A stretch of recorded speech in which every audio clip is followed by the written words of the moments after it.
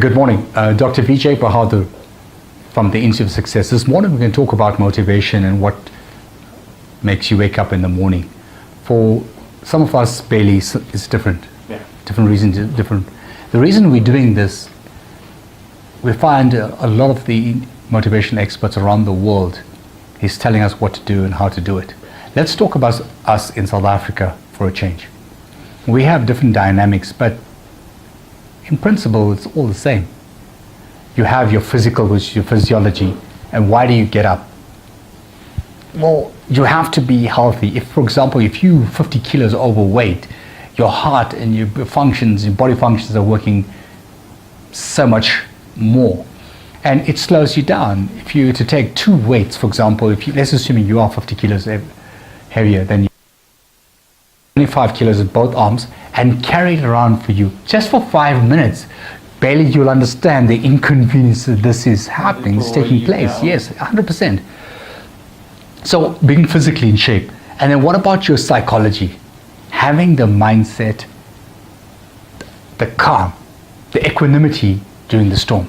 But why do you get up in the morning? Are you pointing fingers? Oh, let's, for example, Arnold Schwarzenegger. Wow, this guy's made it. Or Donald Trump, he's rich, he's a billionaire, or that billionaire, or Warren Buffett. Really? So why do you get up? Do you get up just to pay your bills, or do you get up for your vision? So what is your vision? Your vision could be your goals, your objectives in life. What is it that you want? What is your game plan? Are you working just to pay the bills for the end of the month, or are you going for a different purpose? If that's the case, you need to understand, you must understand that you got to work hard. You're going to have callus, not in the hands, but here both in the brain and in the hands. You got to work hard. Some people believe that, well, you know, the millennials or the newborns, well, I shouldn't work hard as my father, my uncle, my grandpa. I can just make it. I'll just write an app, maybe like Facebook, make 70 billion, and then I'm cruising. Well done. If you find yourself in that place, call Dr. Bahadur Institute. We'll guide you further. So let's get serious now. What must you do? You got to get up early. You got to exercise. Why exercise?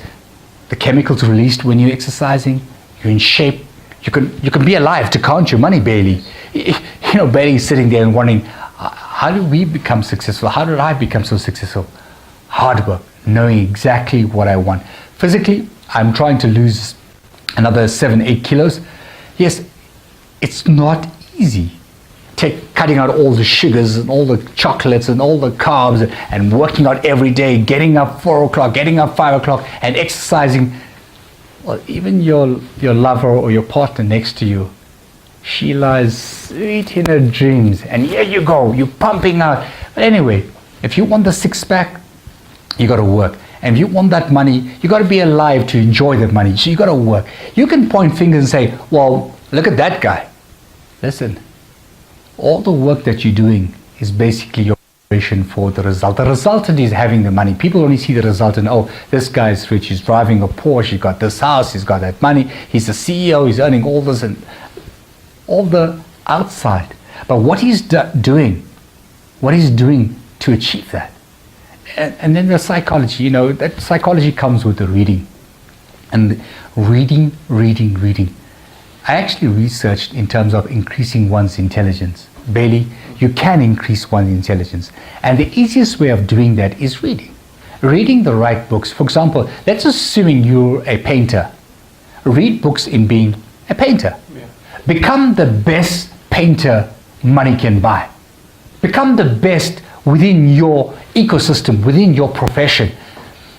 If you're where I love florists, you're always buying flowers. Even there's tragedy, good news, bad news, is always buying flowers. It's do it with a smile. Become the best. So currently I'm reading 4 books per month. I want to increase that to 8, 2 per week. I believe it can be done. If people like Warren Buffett can read a book per day, if Warren Buffett can read a book per day, surely we youngsters, we probably his grandchildren by now can read more. We're just damn lazy.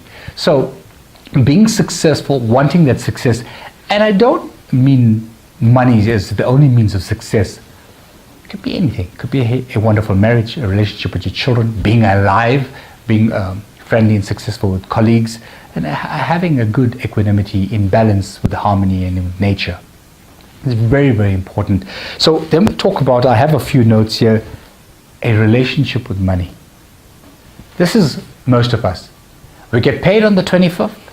By the 27th, it's all gone. Is that your relationship with money? Hang on to it. Invest it, not save it, invest it. Buy assets that will work for you.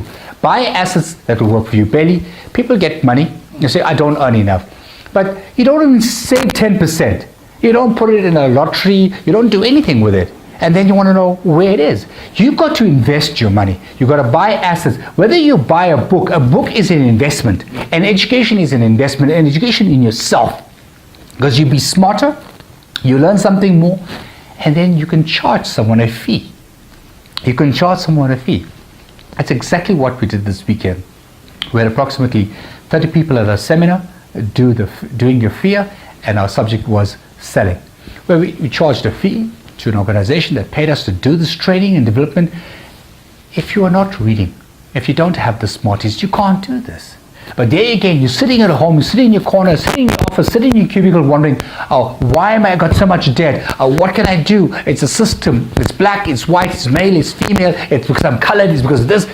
We're blaming everyone. We're not standing up and taking responsibility for ourselves. Have a relationship with money. And look down again, here's our number. If you need us, visit our website, call us, we can assist you. Then we talk about controlling your emotions. This one I had lots of problems with. I remember being 16, 17 years old, I was part of a group, community group, and this one lady said to me, this one, you've got a split personality. I didn't control my emotions very, very well, Bailey. But now I can.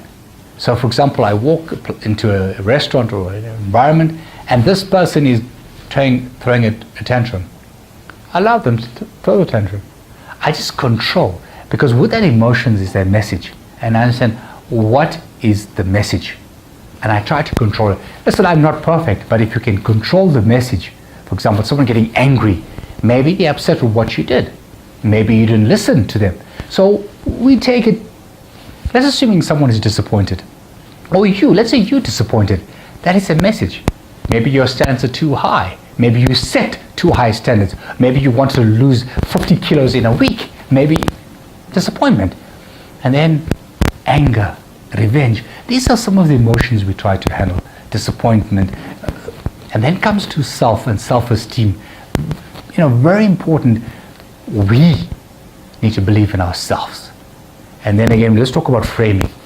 Let's take a moment that you're extremely happy, Bailey. We spoke about this earlier, and we spoke about when you're doing your DJing. Wow. Take that happy moment for a second and bring it right now. Immediately, it'll change your state of emotion.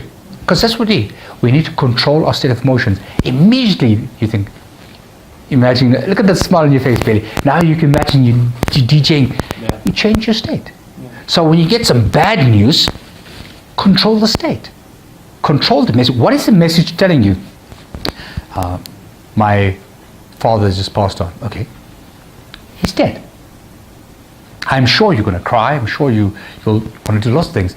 But if you preempted this, if you thought about that one day your father would die, you can plan